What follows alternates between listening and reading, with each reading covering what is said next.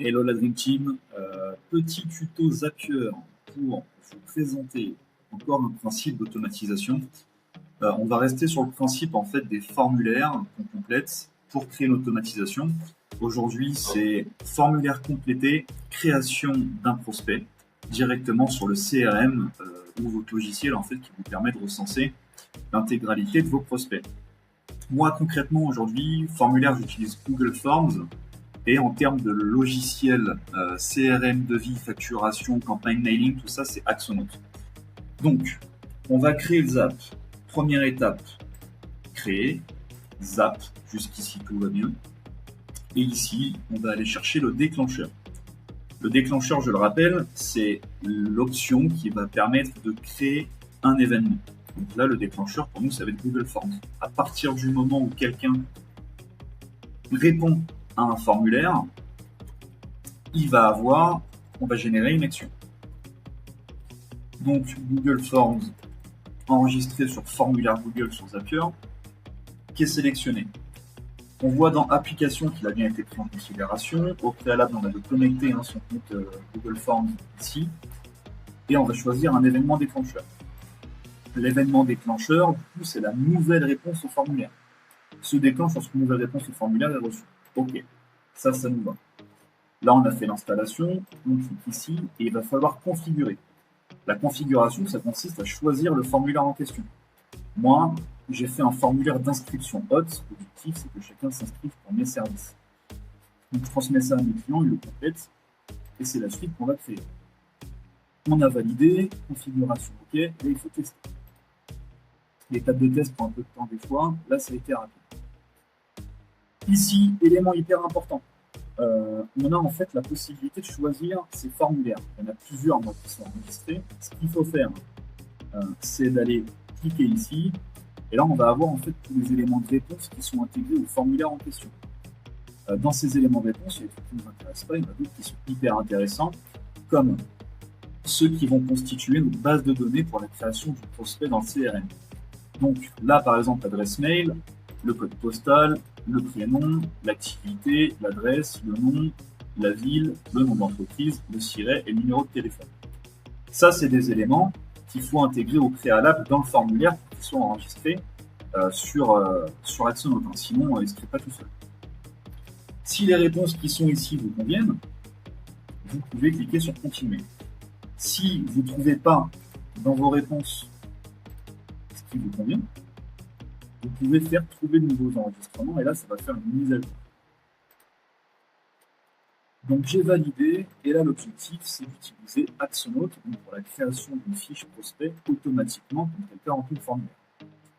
Donc on revient ici, application, c'est bien Axonote, donc on retrouve ici, événement d'action. Là on va créer un prospect, une fois que quelqu'un aura complété le formulaire. Donc Axonote, toujours OK, on clique, là c'est l'installation, configuration. La configuration, c'est tout simplement la capacité à remplir les formulaires. Là, il se base en fait sur ce qui a été complété sur le formulaire. On va sur le petit plus et copilote. L'IA va proposer en fait des suggestions qui peuvent correspondre à ce qui a été demandé là. Nom d'entreprise, on retrouve ici, je vais l'intégrer dans mon formulaire. Optimiste. C'est rempli. Description d'entreprise, dans mon cas, moi je définir en fait le secteur d'activité. Copilote, c'est pas toujours bien le boulot. Ici, on va pas le retrouver. Si on ne le trouve pas dans la suggestion copilote, on peut descendre. Et ici, en fait, on va retrouver l'intégralité des éléments qui ont été remplis dans le formulaire. Et c'est ici qu'on trouvera notre réponse, si effectivement la question a été posée initialement. Donc, secteur d'activité, moi, c'est ce que je complète, service entreprise, POF, c'est réglé. Ici, on va retrouver l'adresse, toujours le petit plus. Copilote met toujours un peu de temps à charger, mais en fait, il sort quand même le résultat qui est viable. Là, on est sur le code postal, donc topo. On laisse Copilote travailler. Ça évite de s'embêter à aller chercher dans la liste en bas. Code postal de l'entreprise, c'est réglé. Adresse. Donc là, c'est la ville. Okay. Copilote bosse toujours. La ville Montvernier. Très beau port de pêche au passage. Pays, moi, je m'en fous, je vais pas intégrer. Et après, on a des champs personnalisés. Là, on peut créer ce qu'on veut, mais à partir du moment où encore c'est existant dans votre formulaire. Sinon, vous ne trouverez pas la réponse. Catégorie d'entreprise, je zappe. Moi, je veux le SIRET parce que ça a un intérêt, en fait, tout simplement de l'intégrer dans le CRM et réaliser mes factures. Donc, il est là. Numéro intracommunautaire, on s'en fout. Responsable d'entreprise, ça, c'est traître. C'est traître, j'ai mis un moment avant de savoir à quoi ça correspondait. Alors, vous allez remarquer, hein, on a tendance à penser peut-être que c'est le nom et le prénom du dirigeant, mais pas du tout. Quand on fait le plus, Copilote nous redirige directement, finalement, sur l'adresse mail. Au début, je trouvais ça incohérent, voilà, courrier du répondant, mais en fait, c'est ça ce qui est attendu. Responsable d'entreprise, c'est vraiment l'adresse mail. La configuration est complétée, on clique sur continuer, et là, on va passer à l'étape de test. Donc là, c'est l'étape de test de l'intégration d'automatisation. On s'assure que tout fonctionne bien. Ici, vous avez le récap en fait de tout ce qui a été enregistré. On fait étape test. Étape test validée, il n'y a plus qu'à publier. Donc on publie.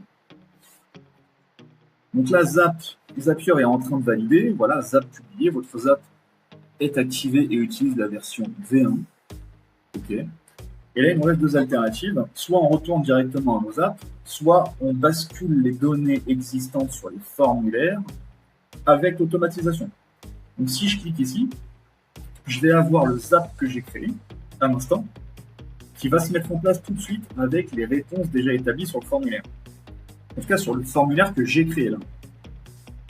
Transférer les données existantes, et 10 chances sur 10 qu'il affiche un message d'erreur. Donc on va... Une erreur inattendue s'est produite, on s'en fout en fait, ça a marché. Donc là, c'est Axonote, c'est mon logiciel, mon CRM, tout ça. Comme vous pouvez le constater ici, il y a Walou, j'ai vidé exprès. On va juste faire une petite actualisation et c'est mis à jour. Voilà. Et on retrouve Optimiste tout le temps, le nom de l'entreprise, le prospect, 95 rue des Fontaines, nanani nanana, ça c'est l'adresse, le nom du responsable, le numéro de série. C'est automatique. Voilà. Donc plutôt un bon concept, c'est utile et on peut ajouter d'autres trucs à tout ça. Et là on va au plus simple et je ferai d'autres vidéos pour illustrer dans quelle mesure on peut automatiser des tâches comme ça. Si vous avez apprécié la vidéo, n'hésitez pas à liker, vous abonner. J'ai des comptes LinkedIn, Insta, Facebook, enfin bref, la totale. Vous pouvez vous renseigner, j'ai un site web aussi, normalement, c'est dans mon profil. Allez, à plus, ciao, bisous, caresses.